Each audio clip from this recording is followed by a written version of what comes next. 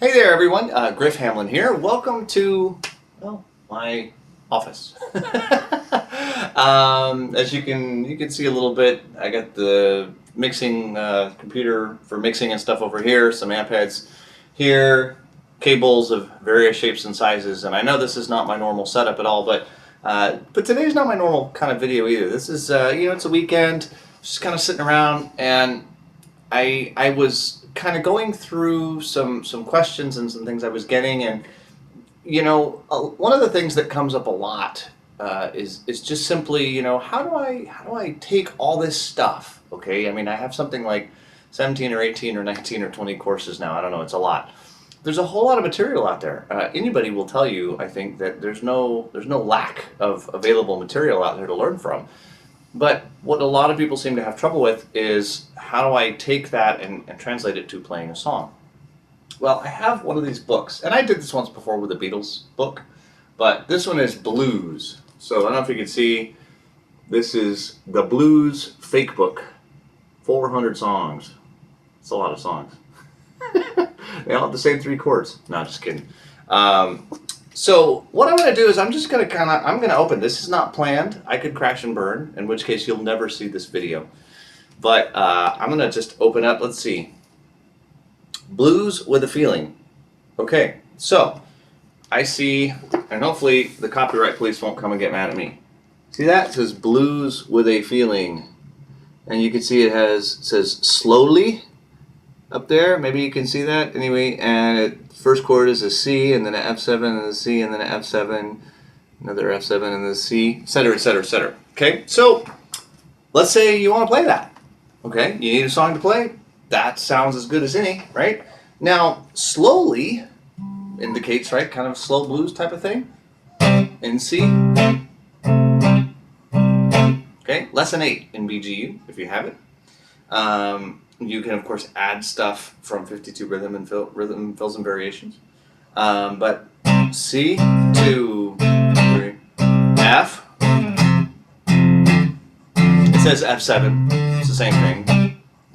Back to C. Back to F. Another bar of F. And back to C. I'm just playing along. Obviously I'm not going to sing it. I can't sight sing. I can't just look at the notes and tell you how that goes, and I've obviously never heard this. But if, for each measure, you can see the bar lines, right? So like the first measure is, it has a C, so I just played 4 beats of C. And I just played, like I said, it's right out of lesson 8. It's the blues in E pattern. Sorry, my camera's going to readjust as we go.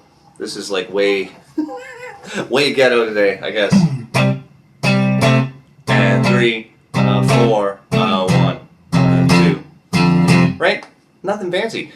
I could play with anybody now and do that. If you happen to know that tune, if you happen to know the melody, you can sing it along. That's it. You're playing music. It's really all there is to it.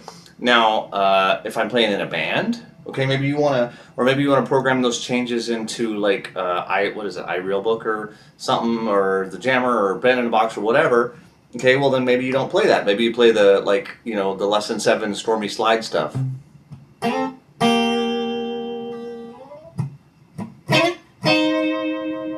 Okay, but that's how it would work.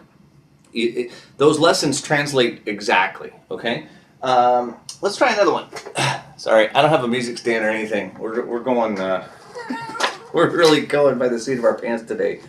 All right, Dallas Blues. That's another slow blues. How about Crying in My Sleep? Words and music by Jimmy Yancey. Never heard of him. Copyright 1962.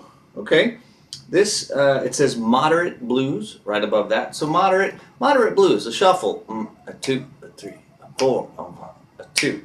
Right. So. Looks like it's a straight up 12-bar blues pattern. It goes from a show you, Crying in My Sleep. Oh, it's terrible. G to C to G to G to C to C to G to G to D, and then G C G at the end, right? So, all right, we're gonna play that. So moderate blues, right? A 1, a 2, a 1, 2, 3, 4, 1, 2, 3, 4, C.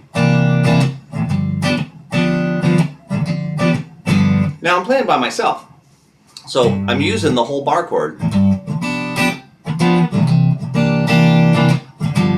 That's not something I would typically do. If I had a band, I would just be going,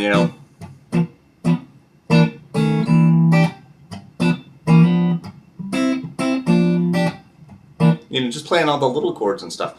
But since I'm playing it by myself, you could again do the blues and that thing pretty much works everywhere. That's a requirement. It's one of the laws of blues actually that you have to be able to play it like that.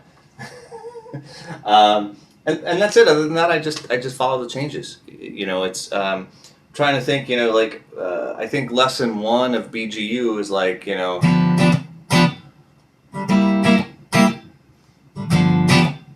Okay, so that's the rhythm pattern for those chords. That's actually lesson 1. I think it's even in the key of G. I might have done it in A, I can't remember. So lesson 1 in BGU is officially crying in my sleep now, I think. But anyhow, you see how it goes. I mean, that's a pretty simple strum. And 4, and 1, and 2, and 4. But it would work. If you wanted to liven it up a little bit to keep a little more motion going, just hit the strings more times.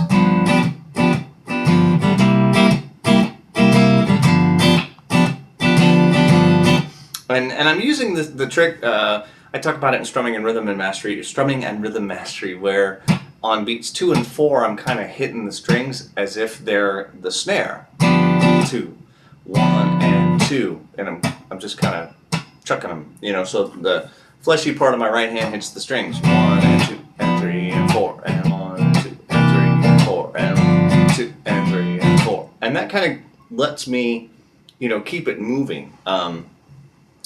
There was I got an email once, not too long ago, about the song Dixie Chicken by Little Feat. Mike was wanting to know how to play that, and I would kind of do this same type of approach with that tune. And I don't really know the changes to that song, so I'm going to play it as if it's a 12-bar blues in A. I know it's not. I know it but it goes through the 1, the 4, and the 5. It just doesn't go through them in a standard 12-bar form. But it's, kind of like 1, 2, 3, 4, 1, and 2.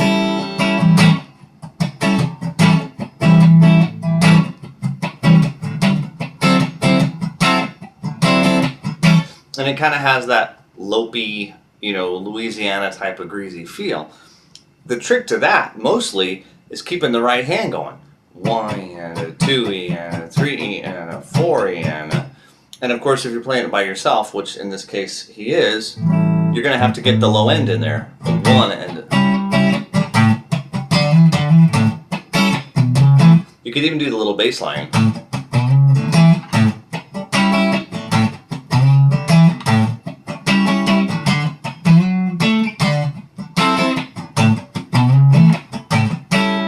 I probably wouldn't in that particular song. I would just kind of...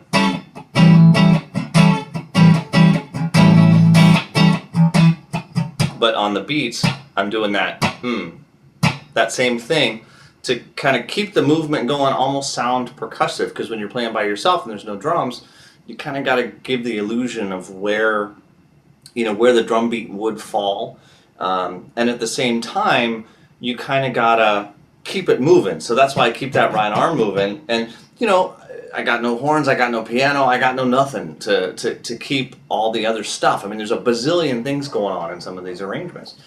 You have none of that. If it's just you and a guitar, all you can do is just try to keep the motion going and give yourself time to sing the words. You can add some little things, like some 52 rhythm fill stuff.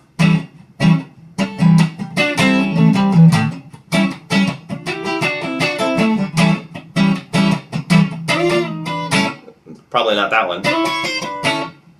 That didn't work out, but you'll come up with some little fills for yourself, some little things that you like, and you can stick in there. But they've got to fit. Again, it's that whole timing thing that keeps coming up. They got to fit within that framework. And basically, I keep my right arm going, and every time I feel like I want to hear, if the piano would hit, or if the horns would hit, or if anything would hit to add, then I'll hit the strings a little bit harder. And otherwise, I'm just kind of keep my waka wakas going.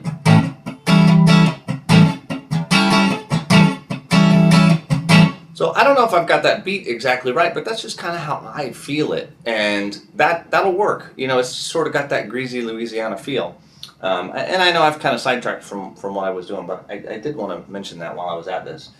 So we did Crying in My Sleep, and that was pretty easy. Dallas Blues is a slow blues. You know, pretty much anytime I got a slow blues, I do that. But again, if the band is going, you're back to lesson 7, doing that kind of stuff. Or if you're really good and you can do like the lesson 14, do all the kind of cool, funky chord voicings. If you're one of the ones that survived BGU lesson 14. Let's see. A lot of these are just kind of all the same stuff. Custard Pie by Sonny Terry. Oh yeah. Okay, so that's another one. Moderately. Okay, so again, that to us that means mid-tempo shuffle. Custard Pie.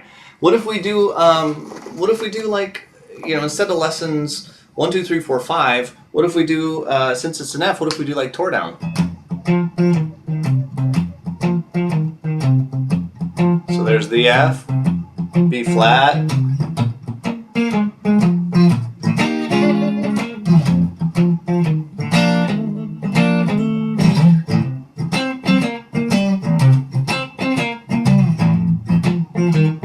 Okay, so maybe if you're playing it with a band or you got a backing track or something, you could start throwing that in, and that would be kind of fun. And notice that you don't have to stay with that lesson 6 idea.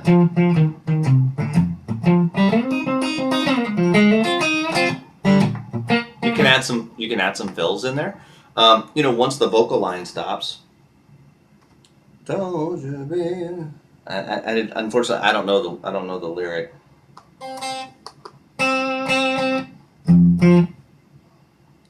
According to this, it's all one note, so even I could sing it.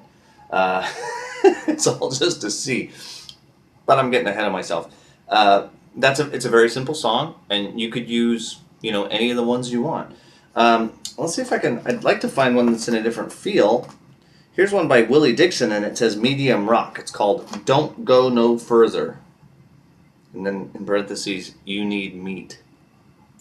Not really sure about that one. You need meat. Go to the market. You need bread. Try the bakery. You need love. Oh, don't go no further, baby. Okay.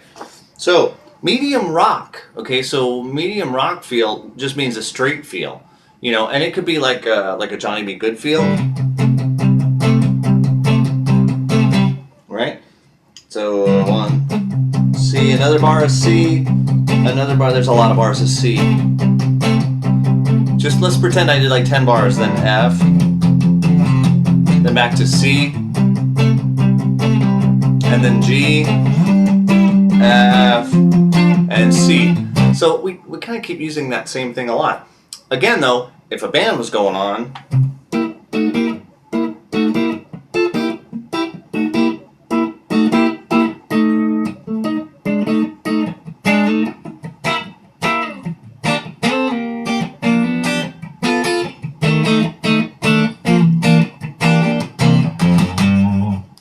or something. You know, of course, I'm just making it up, but anything like that could work. Okay, so next time you play "Don't Go No Further" by Willie Dixon, and then you'll know you got it. You got that down. So you learned 4 songs already. Okay, Folsom Prison Blues. There's a popular one. Now the thing about that one is that most people are going to go, yeah, but it's you got to get that intro lick right.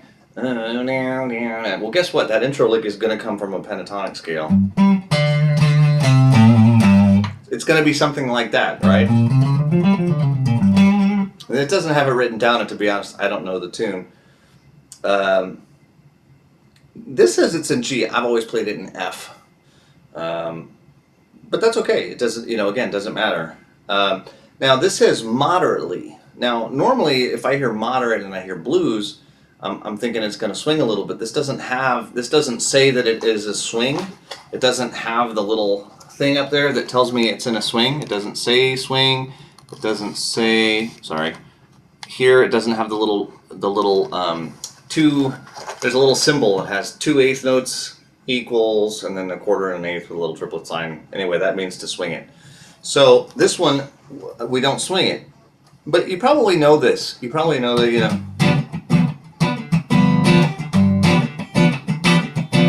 could be like that. You know, it's anytime you want to get that kind of train feel, you know, it's that 1E and a 2E and a 3E and a 4E and a 1. Sort of like Got My Mojo Working, same kind of deal.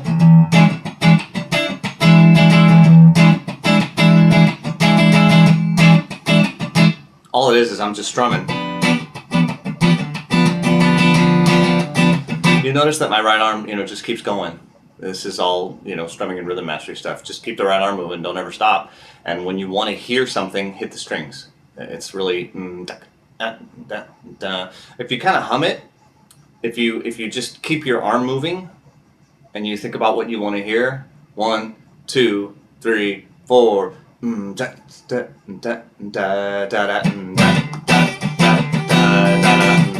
again, if you can hum it, you can play it. So that'll totally work, you know. I hear the train coming.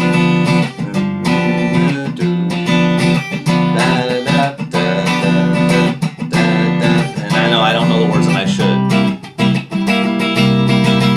Okay, or if you want to play it fast, I hear the train coming. You know, could go really fast like that too. All that stuff's in Strumming Rhythm Master. I do some of those country, you know, alternating bass stuff. Oops, sorry, I just jiggled the camera.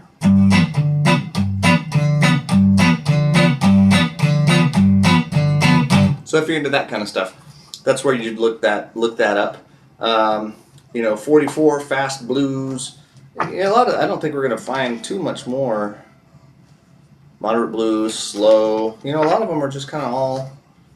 Let's see, all the same stuff. I was hoping to find something with some more chords in it, so I could show you.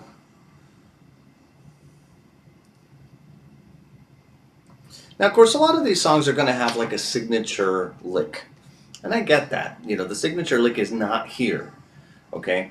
But you have to also kind of remember that you can, you know, even if it has a signature lick, if you know what key it's in, and you know what the chords are, which of course you would get out of here, in all likelihood, the signature lick is going to go with that. It's going to be like the major or the minor blues sound. It's not going to be far away from where you're at. You can probably figure it out with not too much trouble. Or you can just go find a video on YouTube that has the lick. But if you do, make sure that you notice where those notes come from in relation to what you're playing, because that's the only way you're really going to, you know, make progress from that. I definitely don't want to. I'm sorry, I haven't found anything but a straight 12-bar blues yet. Let's see. Oh, here we go. Pickpocket Blues by Bessie Smith. Okay, so this has got some chords in it. Medium blues. All right, so that means it's going to be a shuffle because it says blues. All right, so Pickpocket Blues. You see, it's a C and an A7 and a D7 and a G and a C. Lots of chords. Okay, so what are we going to do here? Oh, same thing we always do. We set it down. So medium 1, 2, 1, 2, 3, 4, C6. I'm going to play C7, A7, D7, and G, C, and C6, A7, D7, C6, A7, D7, and G7, 1, E flat 7, G, kind of weird chords, D minor 7, G7 sus, G7 sus. If you don't know G7 sus, I can honestly say I don't think any of my courses have a G7 sus in it. It's an unusual chord. You take the third of the chord and change it to the fourth. That's how you make a sus. Stands for suspended. It's because it doesn't quite resolve. The resolution is suspended. So that's where that term comes from. And it's almost always followed by the non-suspended version. Otherwise, it's not really a suspension. for a variety of theoretical reasons I don't want to get into. I'm already probably talking too long on this one, but G7, and of course that one does resolve to G7. So if you know that G7 sus, it's got to resolve to G7. If you don't know G7 sus, just play the G7 and it'll be okay. Anyway, and I could just go through. I'm just going through the chords. I'm playing, a bar each. It says C6. There's a lot of ways to play a C6. So 1 and 2 and 3 and 4 and 1 and 2 and 3 and 4 and 1, 2 and 3 and 4 and G and C and C6 and A7 and D7 2 and C6. I'm gonna play C13 instead of C6 because I like it. I think it's cool. But you don't have to. Again, just pick a voicing that works for you. There's lots of 6-chord voicings to choose from.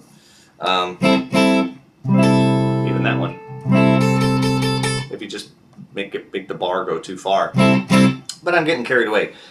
As hopefully you see, none of this is brain surgery. I could pretty much play any song in this book just by using things that you have, with all likelihood, right in front of you. The trick is to, I believe that what's really important is to have some sort of goal in mind. Pick a tune, grab the book, pick a tune, and if you can't play it, well, okay, now you got something to work on. Maybe you don't know how to play a C6 chord. Okay, good, go figure that out. Look through, I've got some chord sheets. You can just go on. If you go to Google and type like Griff Hamlin chord chart, it's amazing what comes up. Stuff I've long since forgotten about comes up. Or Blues Guitar Unleashed, chord diagrams, and boom, you'll see, tons of stuff that Google has found that I've long since forgotten about that I've posted up over the years. Lately, that's what I've been doing. When I can't find something, I just go into Google and type it and it comes up. Maybe you can't play a rhythm. You can't figure out a rhythm that kind of sounds like what you want it to sound like, so maybe you listen to the original recording and maybe you just try, just try to find where the beat is, like with that Dixie Chicken. For the longest time, I just put it on and just sort of went, just keeping my arm moving, trying to get the feel. And if I can keep my arm moving along with the original recording, and then I can kind of hum along, and you kind of get that sort of basic groove by humming it, and you don't have to hum pretty. Nobody's listening. Don't let that get to you. And then all I got to do is add in hitting the strings.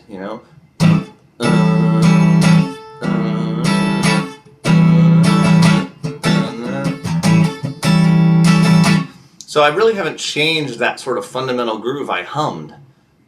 That's, if you can hum it and you can move your arm, you can play it. Period. And it's always going to work.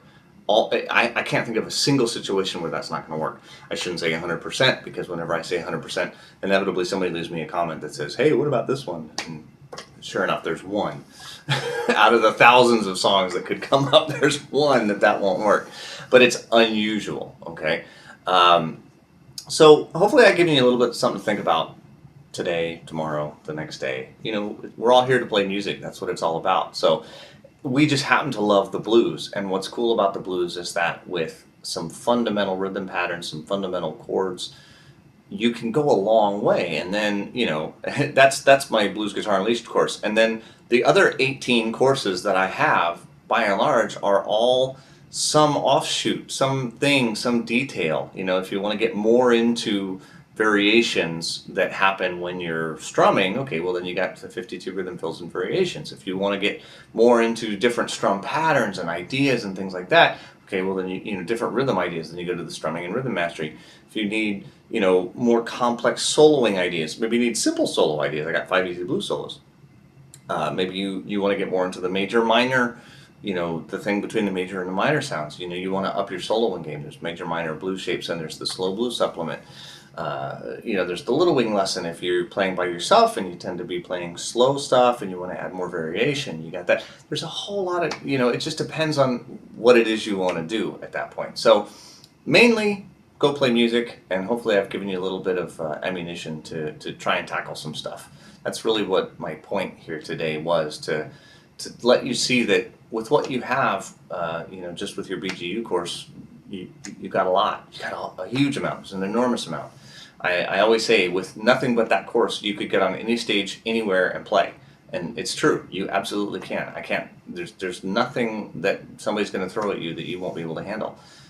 It might be meat and potatoes, handle it, but you'll handle it, and that's what really matters. So anyway, hope you've had fun with this video, and hope you have a great weekend. And well, of course, you may not be seeing this on the weekend when I'm making it, but hope you have a great day, and I'll talk to you soon.